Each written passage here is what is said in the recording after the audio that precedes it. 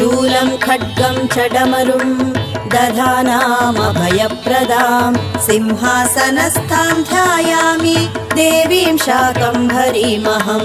शाकम्भरी शिरः पातु नेत्रे मे रक्तदन्तिका कर्णौ मे नन्दजः पातु नासिकां पातु पार्वती।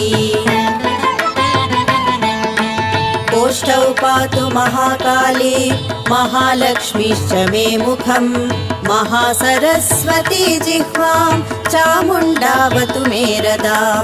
कालकण्ठसती कण्ठं भद्रकाली करद्वयं हृदयं पातु कौमारी कुक्षिं मे पातु वैष्णवी।